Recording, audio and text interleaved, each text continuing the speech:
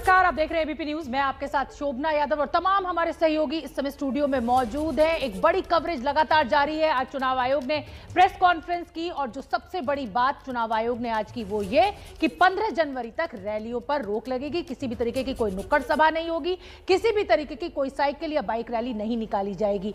जो भी प्रचार होगा वो वर्चुअली होगा। हम आपको बताना चाहते हैं कि आज जो 10 बड़ी बातें हैं वो भी हम ग्राफिक्स के जरिए आपको समझाना चाहते हैं। 15 जनवरी तक रोक लगा दी गई है। हर तरह की चुनावी रैली पर कोई भी फिजिकल तरीके से लोग एकत्रित नहीं हो सकते। हालांकि इस स्थिति का आकलन 15 जनवरी को किया जाएगा कि आगे तक के लिए इस रोक को बढ़ाया जाए या फिर चुनावी रैलियों को छूट दे दी जाए। फिलहाल 15 जनवरी तक रोक। जो दूसरी बड़ी बात आज निकल कर आई प्रेस कॉन्फ्रेंस के बाद वो ये कि जीत के बाद कोई भी राजनीतिक दल विजय यात्रा नहीं निकाल पाएगा।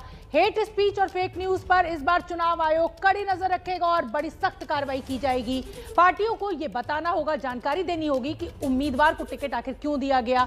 जो बुजुर्ग लोग हैं उनके लिए खास इंतजाम, दिव्यांग और कोविड मरीजों के लिए पोस्टल बैलेट का इंतजाम किया गया है चुनाव आयोग के द्वारा। यदि आपको कोविड पॉजिटिव आप हैं तो कोई चिंता की बात नहीं, आप वोट दे सकते हैं पोस्टल बैलेट के जरिए। तो ये वो बड़ी बातें जो आज चुनाव आयोग की प्रेस कॉन्फ्रेंस के बाद निकलकर सामने आई। अब हम रुख करना चाहेंगे मेरी सहयोगी रोमाना इसार खान का।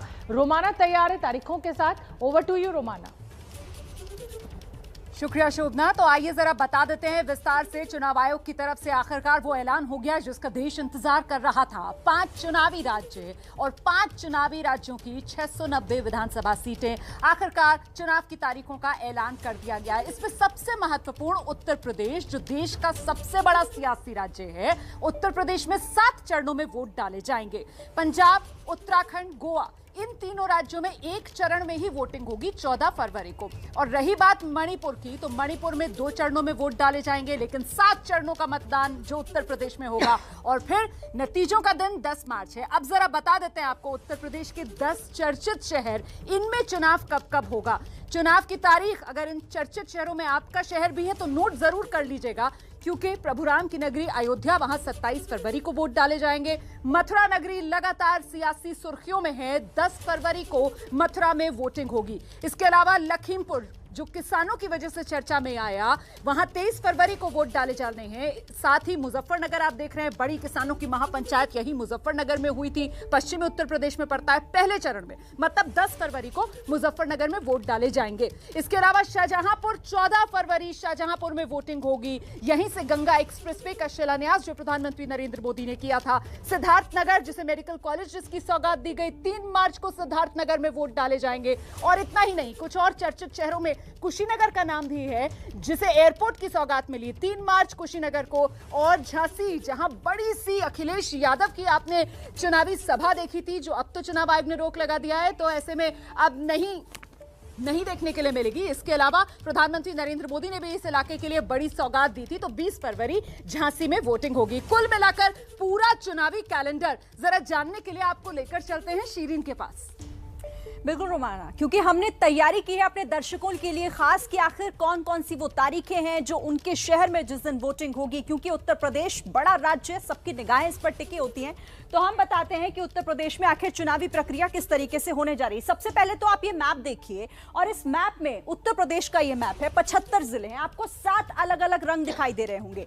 ये जो 7 रंग है, दरअसल चुनाव आयोग ने इन्हीं रंगों के जरिए उत्तर प्रदेश को 7 अलग अलग चरणों में बांटा, यानी कि 7 फेज में यहाँ पर वोटिंग होने जा रही है। तो जल्दी से मैं आपको बता देती हूं।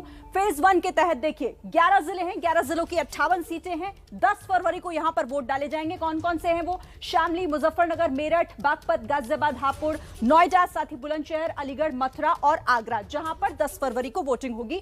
अब फेज 2 की बात कर लेते हैं जल्दी से। फेज 2 यानी कि 9 जिले आते हैं इसमें, और 9 जिलों की 55 सीटें हैं, जहां पर 14 फरवरी को वोट डाले जाएंगे।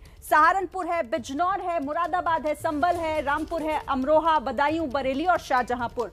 इसके बाद अब फेज 3 की बात कर लेते हैं जल्दी से। फेज 3 20 फरवरी को यहां पर वोटिंग होगी 16 जिलों की 59 सीटों के लिए। हाथरस, एटा, कन्नौज, फिरोजाबाद, कासगंज, मैनपुरी, फर्रुखाबाद, इटावा, औरैया, कानपुर देहात, कानपुर, जालौन, इसके साथ ही झांसी, ललितपुर, हमीरपुर और महोबा, यहां पर सब 3rd फेज में वोटिंग होनी है। अब हम 4th फेज की बात कर लेते हैं। यहां पर 9 जिलों की सीटें हैं, देखिए 60 सीटों के लिए वोट डाले जाएंगे 23 फरवरी को, जिसमें पीलीभीत है, लखीमपुर है, सीतापुर है, हरदोई है, उन्नाव है, लखनऊ है, इसके साथ ही रायबरेली, बांदा और फतेहपुर। अब पांचवें फेज के तहत देखिए 60 सीटें हैं और वोटिंग का जो दिन है वो है 27 फरवरी, क्योंकि 11 जिलों की 60 सीटें हैं। अमेठी, सुल्तानपुर, चित्रकूट, प्रतापगढ़, कौशाम्बी, प्रयागराज, बाराबंकी, अयोध्या, बहराइच, श्रावस्ती और गोंडा, यहां पर 27 फरवरी को वोट डाले जाएंगे। अब छठे फेज में देखिए कौन कौन से शहर आ रहे हैं, कौन कौन से जिले। 10 जिले हैं, 57 सीटों के लिए वोट डाले जाएंगे 3 मार्च को, मार्च के महीने में। अंबेडकर नगर, बलरामपुर, सिद्धार्थनगर, बस्ती, संत कबीर नगर, महाराजगंज, गोरखपुर, कुशीनगर, देवरिया और साथ ही बलिया भी। इसके बाद अब आखिरी चरण यानी कि 7वां फेज कौन सा है? देखिए 7वें फेज में 7 मार्च को वोटिंग होगी। 54 सीटें हैं 9 जिलों की, जिनमें आजमगढ़, मऊ, जौनपुर, गाजीपुर और इसके साथ ही वाराणसी है, भदोही है, मिर्जापुर, चंदौली और सोनभद्र।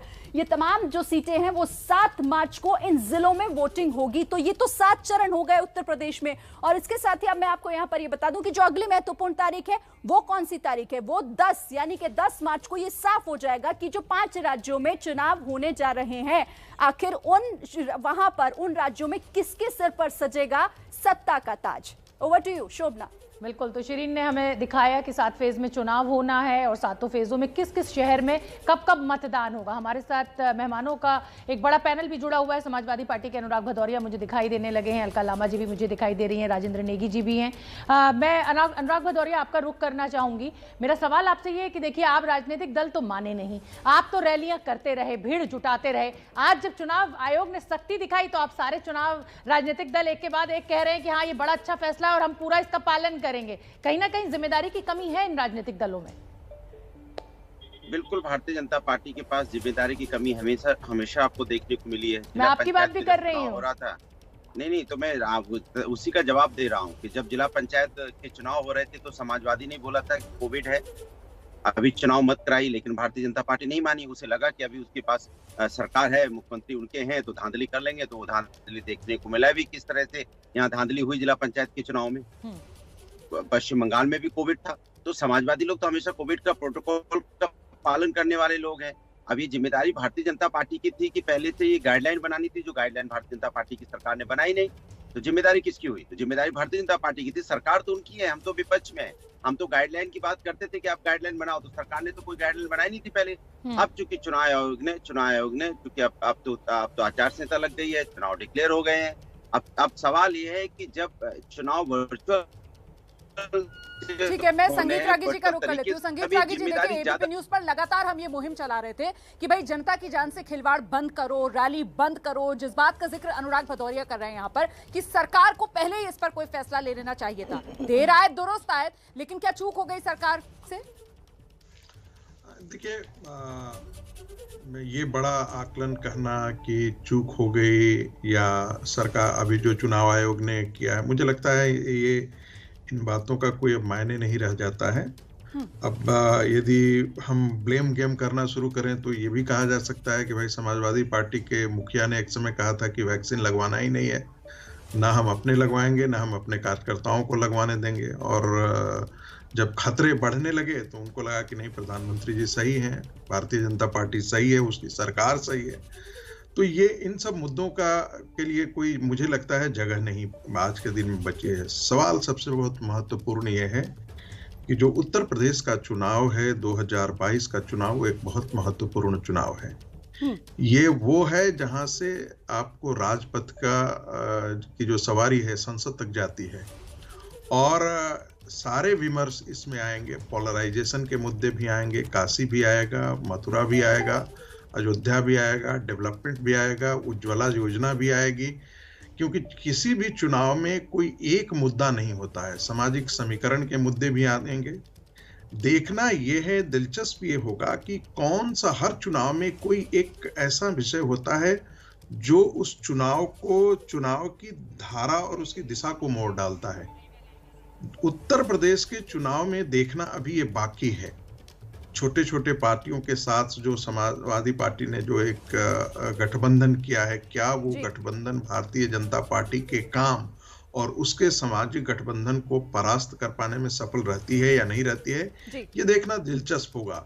लेकिन जो आंकड़े बताते हैं अभी, उसमें ठीक है, हर पार्टी को यदि 20% और 10%, जिस पार्टी को आप सोचिए, अंदाजा लगाइए कि राहुल गांधी की सभाओं में भी भीड़ होता था, और राहुल गांधी का जो कांग्रेस पार्टी है उसका डबल डिजिट में भी ये नहीं था। लेकिन इसलिए जो भीड़ के आधार पर यदि आप, ठीक है संगीत जी, मैं रोकना चाहती हूँ आपको, क्योंकि आप कह रहे हैं ना, देखिए यही दावा हर पार्टीज भी कर रही हैं। अच्छा, मैं जैनेंद्र के पास जाना चाहती हूँ, उनके पास इस वक्त पंजाब के मुख्यमंत्री। अब जब आप चुनाव में जा रहे हैं तो आप 5 सालों पर वोट मांगेंगे या अपने 111 दिनों पर वोट मांगेंगे? ऐसा है कि जिस तरीके से पंजाब में ये दिनों में काम हुआ है, एक नया ट्रेंड सेट हुआ है, how the politicians should work. आज मैंने ये इस तरीके से काम किया कि आने वाले जो पॉलिटिशियन हैं, जो सीएम बनते हैं, उनको भी फॉलो करना पड़ेगा। और अब वो लोगों से छुप नहीं सकते, आप अंदर नहीं बैठ सकते, गेट खोल कर रखने पड़ेंगे, लोगों को वेलकम करना पड़ेगा, उनसे मिलना पड़ेगा, लोगों में जाना पड़ेगा। एक नया ट्रेंड सेट हुआ है। 111 दिनों की एक सबसे बड़ी उपलब्धि आप क्या मानते हैं अपने कार्य की? अरे कल मैं पटियाला में गया तो कितने ही साधु संत आए हुए थे, जो उन्होंने मुझे प्यार दिया है, जो उन्होंने मेरे साथ लिए अरदासें की हैं, वो मुझे याद रहेंगी। जब मैं पंजाब में जाता हूँ, जो बुजुर्ग औरतें मुझे प्यार देती हैं, सत्कार देती हैं, मेरे सिर पे हाथ रखती हैं, वो मुझे याद रहे। आपने ऐसा कौन सा काम किया है? 5 बड़े काम अपने बताइए 111 दिनों के, जिनको लेकर के आप चुनाव में जाने वाले हैं। बिजली के रेट पूरे हिंदुस्तान से पंजाब में कम कर दिए, बिजली के बकाये माफ़ किए, पानी के रेट कम कर दिए हैं, पानी की जो टैंकियाँ लगी हैं उनके बिजली के बिल माफ़ कर दिए हैं, पेट्रोल के दाम कम किए हैं, डीजल के दाम कम किए हैं, रेते के दाम कम किए हैं। इतनी सुविधाएं लोगों को दी हैं कि 111 दिनों में 111 बड़े काम किए हैं और नोटिफाई करके लागू कर दिए हैं फैसले। बहुत फैसले हैं, अगर 111 मैं आपको सुनाने लगूं तो 1 घंटा लगेगा। आखिरी में पूछूंगा, कैप्टन साहब की जब सरकार बदली गई थी तो 2 बड़े मुद्दे थे, ड्रग्स और बेअदबी। आपसे मैंने 5 काम गिनाने को कहा, आपने इन दोनों कामों का जिक्र नहीं किया। क्या आपको लगता है कि आपके पास समय कम रहा इन दोनों कामों पर, इन दोनों मसलों पर काम? सुनो, मैंने जो राहतें दी वो गिनाई हैं। अभी मैंने आपको कहा 150 काम कर दिया है, 111 तो बड़े काम हैं। उनमें ड्रग माफिया के ऊपर FIR की है, आज वो भागे हुए हैं, और हाई कोर्ट से भी अभी तक जमानत नहीं मिली है। और जो बरगाड़ी इशू है इसको हम बहुत आगे ले गए हैं, बाबा के ख़िलाफ़ वारंट जारी करवाए हैं और हाई कोर्ट में लटका हुआ है मसला, और अब बाबा को लेकर आने वाले हैं। तो इन दोनों कामों पे भी बहुत काम हुआ है। समय जितना मिला है उसके हिसाब से हर काम पे काम किया गया है, किसी भी मुद्दे को छोड़ा नहीं गया है। इस कार्यकाल के आखिरी हिस्से में जो बड़ा विवाद है और जिसकी वजह से आपकी सरकार विवादों में है, सवाल आपसे पूछे जा रहे हैं, प्रधानमंत्री को वापस लौटना पड़ा, उनकी सुरक्षा में सेंध लगी, प्रधानमंत्री को कहना पड़ा कि आपके लिए एक संदेश उन्होंने दिया कि धन्यवाद कहना, मैं जिंदा वापस लौट रहा हूं। ये जब आपने सुना, आपको कैसा लगा और क्या आपने प्रधानमंत्री से बीते 2-3 दिनों में बात की है? जब मैंने ये सुना कि प्रधानमंत्री जी मुझे ऐसे कह कर गए हैं तो मुझे हंसी जरूर आई कि यार ये कितना बड़ा राजनीतिक बंदा है, हर बात को राजनीति बना देता है। ओके, इसमें राजनीति क्या चन्नी साहब सर ठीक है। तो चरणजीत सिंह चन्नी बात करते हुए ABP न्यूज से अपने काम गिनाए, लेकिन जो अहम सवाल हैं खासतौर पर राष्ट्रीय प्रधानमंत्री की सुरक्षा को लेकर के सवाल उनके सरकार से पूछे जा रहे हैं। वो अपनी सरकार का बचाव कर रहे हैं, ये कहते हुए कि प्रधानमंत्री की सुरक्षा में कोई चूक नहीं हुई और इस मुद्दे पर राजनीति हो रही है। कॉन्फिडेंस में है चन्नी, देखना है कि क्या उन्हें एक बार फिर जनता, पंजाब की जनता जो है वो मौका देती है। कैमरा पर्सन मान के साथ जैनेंद्र, ABP न्यूज, चंडीगढ़। तो चलिए, जैनेंद्र के जरिए आप सुन रहे थे पंजाब के मुख्यमंत्री चरणजीत सिंह चन्नी को। कई मुद्दों पर वो जवाब भी दे रहे थे और उठकर भी चले गए, शायद आगे इस सवालों का सामना नहीं करना चाह रहे थे। बहरहाल अब हम फिर से लौटते हैं अपनी बड़ी चर्चा की तरफ। तमाम खास मेहमान भी हमारे साथ बने हुए हैं। अब मैं अलका लांबा जी आपके पास आना चाहती हूँ। जिस तरीके से अब तो देखिए चुनाव की तारीखों का ऐलान हो गया है, आप लोगों की तरफ से हमेशा ये कहा गया कि चुनाव आयोग जो भी तय करेगा हम उसके ही अनुसार आगे काम करेंगे, लेकिन अब कई पाबंदियां भी हैं, कई तरह के प्रतिबंध भी हैं। तो क्या आपको लग रहा है कि चुनौतियां यहाँ पर राजनीतिक दलों के लिए है और कांग्रेस कोई चुनौती के तौर पर देख रही है, या फिर तैयारियां मुकम्मल है आपकी? धन्यवाद। सबसे पहले एक चीज क्लियर कर देना चाहती हूँ। आपने कहा शायद मुख्यमंत्री सवालों का जवाब नहीं देना चाहते थे इसलिए उठ के गए। वो प्रधानमंत्री जैसे नहीं है जो मीडिया से डरते हो, प्रेस कॉन्फ्रेंस से डरते हो, सवालों से डरते हो। आपके सामने वो आए, आपको ये भी पता आचार संहिता लागू हो चुकी है, घोषणा हो चुकी है, व्यस्तता ज्यादा है इसलिए, पर आए, ये बात को आपको मानना चाहिए। दूसरी बात, 5 राज्यों में चुनाव है, 4 राज्यों में डबल इंजन की भाजपा की सरकार, उत्तर प्रदेश, उत्तराखंड, गोवा, मणिपुर में डबल इंजन की सरकार पूरी तरह फेल होके औंधे मुंह आकर गिरी और उसके नीचे लोग दब गए। वो क्या था? महंगाई, बेरोजगारी गिरती अर्थव्यवस्था। पंजाब पे अगर आएंगे तो पंजाब में कांग्रेस की अपने दम पर पूरी 5 साल करने वाली हमारी कांग्रेस की सरकार है। यहाँ पर प्रधानमंत्री जी आए, हमारे खिलाफ कुछ होता तो हिम्मत दिखाते, आते, और हम चाहते थे खाली कुर्सियों तक, हम चाहते थे वो पहुंचे। हम तो चाहते थे, हमारा तो बहुत अच्छा होता प्रधानमंत्री जी खाली कुर्सियों को संबोधित करते, हमारे लिए बेहतर रहता कि वो इतने करोड़ों का पैकेज लेकर आ रहे थे, आते और हमें देकर जाते। लेकिन दोनों से वो बचकर खड़े हो गए। क्यों? क्योंकि यहाँ किसानी मुद्दा है, यहाँ कृषि कानून मुद्दा है, यहाँ महिलाएं अपनी बढ़ती महंगाई, गैस के सिलेंडर दाम से जो है त्रस्त है पूरी तरह से। यहाँ बॉर्डर का इशू है जिसका जवाब देना था, भाग गए। तो मुझे पूरा यकीन है आने वाला जो अभी चुनाव की घोषणाएं हो चुकी है, 5 राज्यों में, 4 राज्यों में डबल इंजन की सरकार, भाजपा का सुपड़ा साफ होने वाला है। और जहां तक पंजाब की बात है, कांग्रेस पूर्ण बहुमत से वापसी करने जा रही है। ठीक है, चलिए देखिए, अब चुनाव की तारीखों का चूंकि ऐलान तो हो ही चुका है, सभी दलों के अपने अपने दावे और साथ ही अब वादे कैसे वो जनता के बीच जाकर करेंगे, ये बहुत महत्वपूर्ण हो जाता है। और ये बड़ी कवरेज लगातार जारी है। रोमाना इसार खान और शिरीन मेरे साथ मौजूद है। इसी बीच एक बड़ी खबर दिल्ली से आ रही है और चिंताजनक खबर है ये, हम आपको बताना चाहते हैं। दिल्ली में कोरोना ने 20,000 का आंकड़ा पार कर लिया है। बीते 24 घंटे में दिल्ली में 20,181 नए मामले सामने आए हैं, जबकि 7 लोगों की कोरोना से जान चली गई है। बीते 8 महीने में दिल्ली में एक दिन का ये सबसे बड़ा आंकड़ा है। वीकेंड कर्फ्यू सरकार के द्वारा लगा दिया गया है, नाइट कर्फ्यू लगातार जारी है, लेकिन ये आंकड़ा लगातार बढ़ रहा है। तो दिल्ली में आज कोरोना के 20,181 नए मामले सामने आए हैं। पिछले 24 घंटे में कोरोना से 7 लोगों की जान गई है, तो बहुत ही सतर्क रहने की जरूरत है।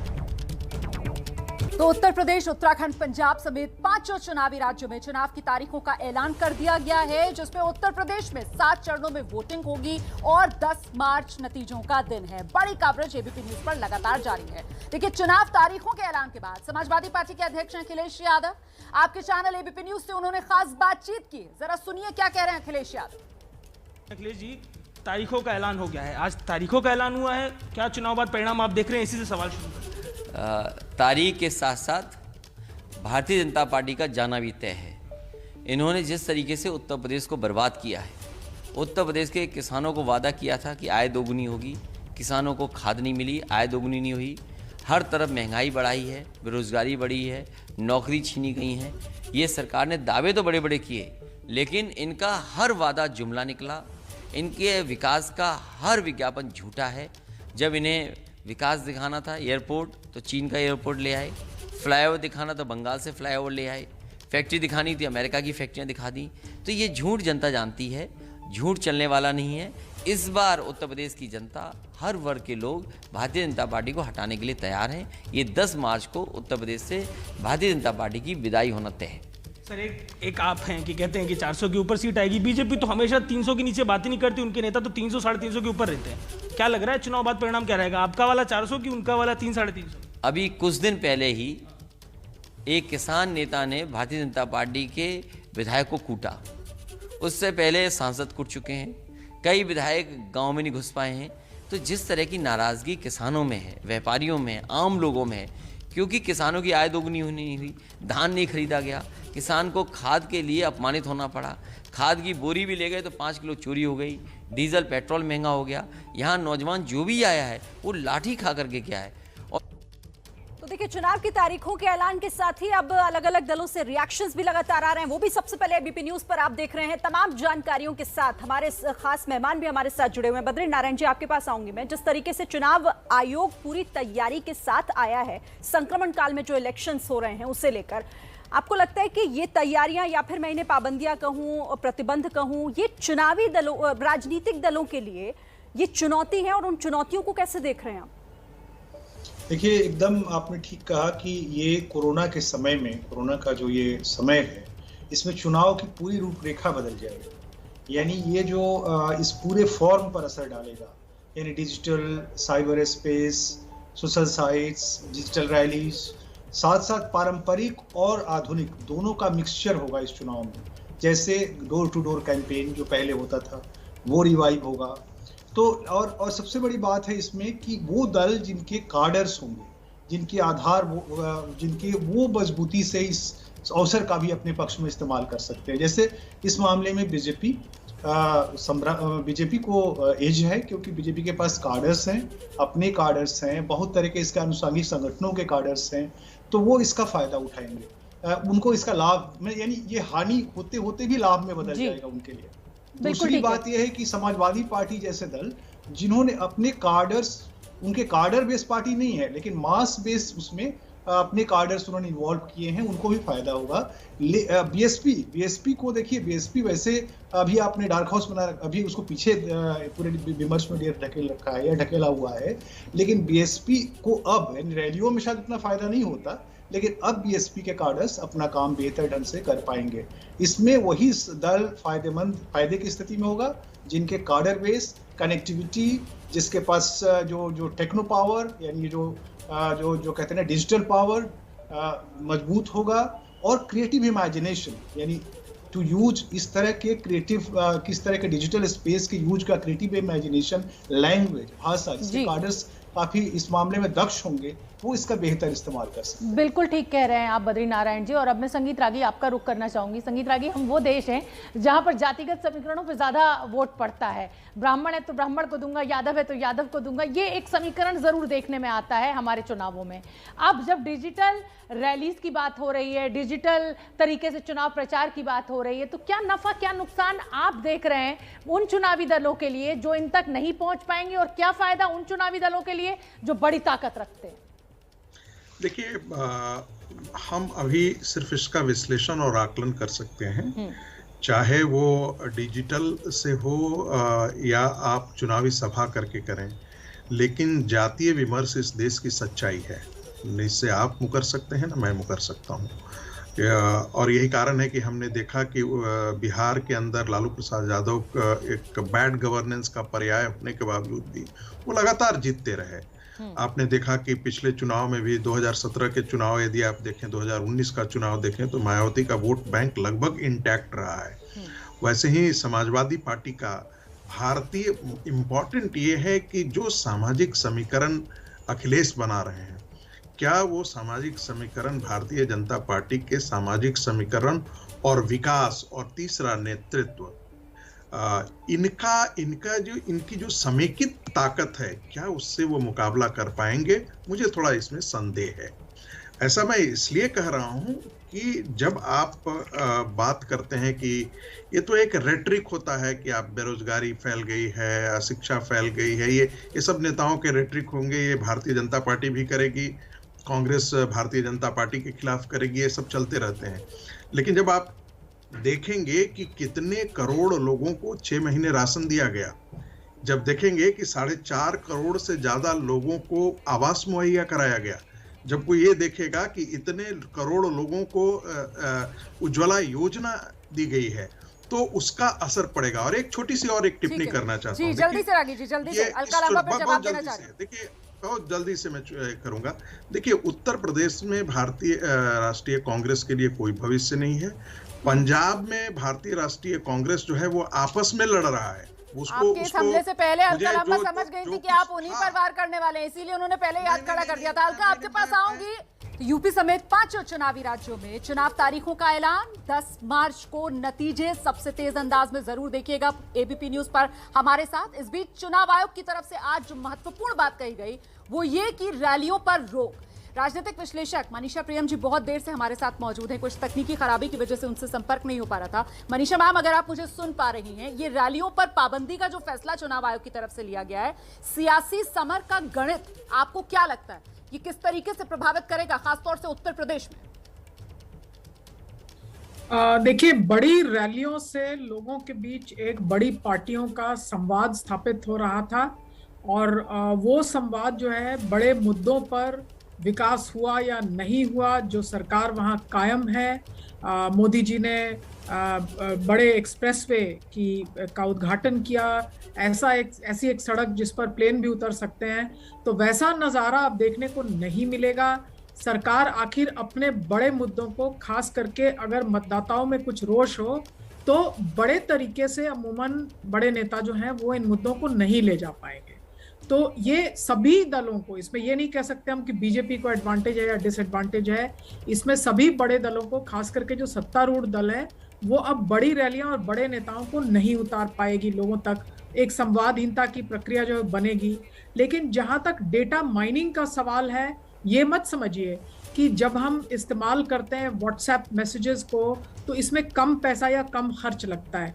वही दल इसमें फ़ायदा उठा पाएंगे जिनके पास की बिग डेटा माइनिंग की कैपेसिटी है, मतदाताओं पे तरह तरह का डेटा है, जिससे कि वो मतदाताओं का सोशियो इकोनॉमिक क्लास समझ सकें, इलेक्टोरल प्रेफरेंस समझ सकें। तो ये एक एल्गोरिथमिक या आर्टिफिशियल इंटेलिजेंस की दुनिया में जिन दलों ने अपना पूरा दमखम लगाया है पीछे, और वो समझते हैं कि इसके लिए कंसल्टेंट्स की बहाली करना महत्वपूर्ण है, और ये दल वैसे ही दल होंगे जिनके पास की ऐसी तकनीकी समझदारी कुछ समय से है। और मैं यहाँ आपको बतलाऊं कि नरेंद्र मोदी ने 2012 में मनीषा जी, यही देखना दिलचस्प होगा कि आखिर राजनीतिक दल अब किस तरह से उतरेंगे मैदान में, क्योंकि देखिए अब लोगों के बीच तो जा नहीं पाएंगे। अनुराग जी, जल्दी से बताइएगा कैसी तैयारी है आगे आपकी? देखिए, सवाल ये है कि उत्तर प्रदेश की जनता वैसे भी भारतीय जनता पार्टी के इस जो अत्याचार से, 5 साल के अत्याचार से जो उसने यहाँ पे दिया है, जो दर्द दिया उत्तर प्रदेश की जनता, वैसे ही इंतजार कर रही थी जैसे चुनाव डिक्लेयर हो, वैसे ही उसने तय कर लिया कि अब भारतीय जनता पार्टी को 10 मार्च में उत्तर प्रदेश की जनता यहाँ से विदाई तय कर देगी। जहां तक कि चुनाव का सवाल है, डिजिटल और जो वर्चुअल रैली है, तो ये चुनाव आयोग की भी जिम्मेदारी होगी कि सभी, चूंकि लोकतंत्र तभी मजबूत रह सकता है जब चुनाव आयोग इस बात को अनुराग जी, अभी तो नतीजे आए नहीं है, आपने अपने नतीजे घोषित कर दिए, और सिर्फ आप ही नहीं, हर राजनीतिक दल अपने अपने चुनावी नतीजे घोषित कर रहा है। तो सभी मेहमानों का, मेरे पास वक्त इतना ही है, सभी मेहमानों का मैं धन्यवाद देना चाहूंगी।